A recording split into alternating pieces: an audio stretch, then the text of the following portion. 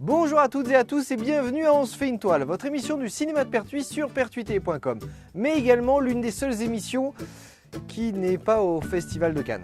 Voilà. Non, alors c'est un choix. J'ai préféré rester avec vous pour vous donner des nouvelles du cinéma de Pertuis et pas forcément de Cannes avec toutes ses stars, ses paillettes, son champagne, ses petits fours, ses galas, ses projections privées, les hot d'or, enfin... Non, j'ai préféré rester avec vous.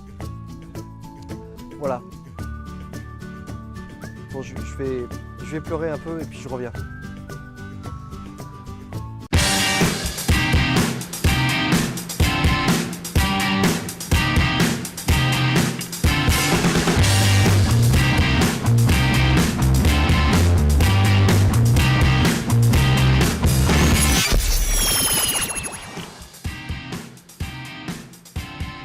Alors, cette semaine au cinéma de Pertuis, si vous avez toujours voulu voir le futur. J'ai vu un endroit incroyable.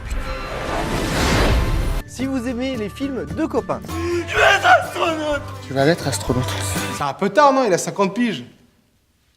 Si vous aimez les films engagés. Ça fait plaisir, un des femmes.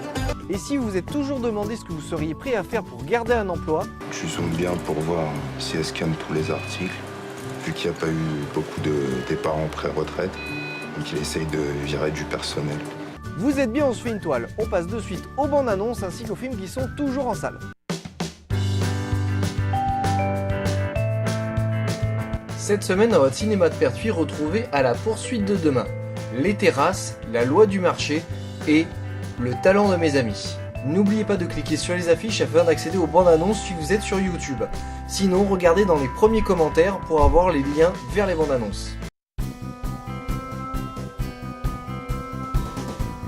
Mais n'oublions pas le film qui est toujours en salle cette semaine, Mad Max Fury Road.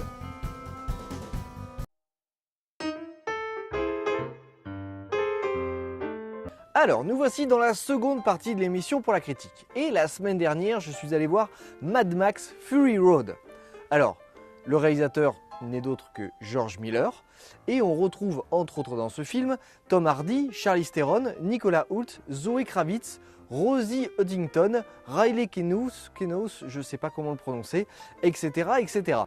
Pour ce reboot suite, moi je ne sais pas tellement comment le qualifier en fait, Max se retrouve au milieu d'une guerre entre un dictateur défiguré et 6 femmes qui veulent leur liberté. Oui, non, je comprends, c'est vrai que dit comme ça n'a pas l'air folichon le film. Mais l'univers imaginé par le réalisateur est beaucoup plus profond qu'il n'y paraît.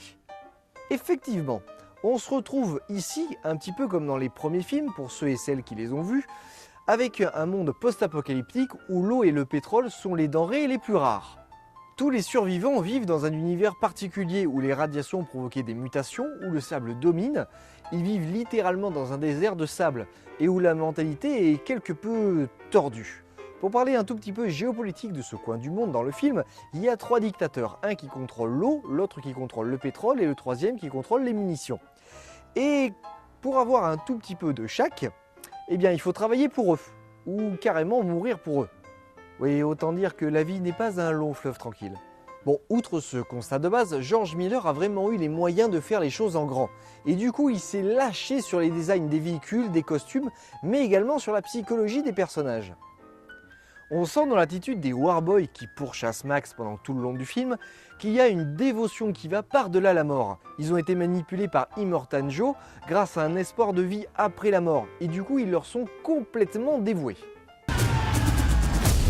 Quelle journée! Quelle merveilleuse journée! Ensuite, pour parler des personnages principaux, si vous pensez que Max est au centre de l'histoire, vous vous trompez totalement.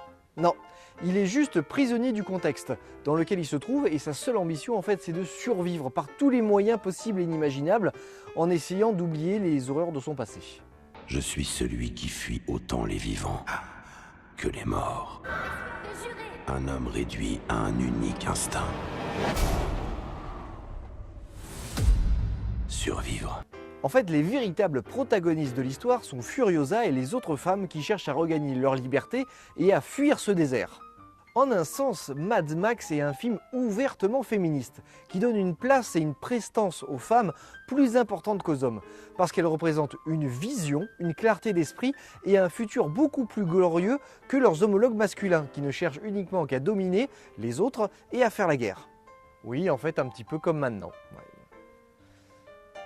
Bon, il faut pas se le cacher, Mad Max est avant tout un film d'action pur et dur, avec des combats, des explosions, des courses-poursuites, une violence autant brute que psychologique. Mais la chose qui m'a le plus époustouflé pendant tout le long du long métrage, c'est la qualité de la photographie et le rendu des couleurs. Ici, le sable n'est pas traité comme un décor banal.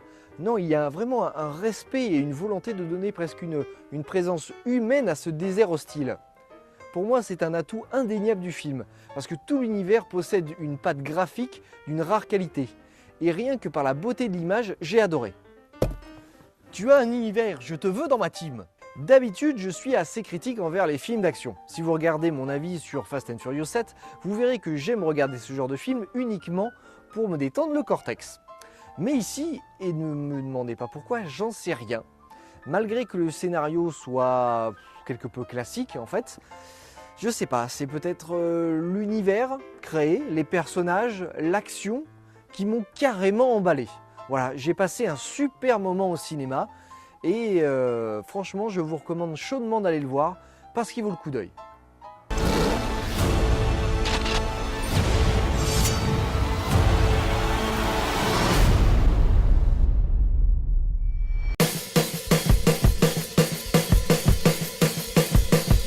Alors, nous voici à la fin de l'émission. J'espère que l'ensemble de la programmation vous plaît. Nous, on se retrouve la semaine prochaine pour une nouvelle émission. Et d'ici là, je vous souhaite de voir de bons films. N'oubliez pas également de partager la vidéo sur Facebook, sur YouTube, sur Google+, sur Twitter, sur tous les réseaux sociaux que vous pouvez. Voilà. Bon allez, salut et à la prochaine.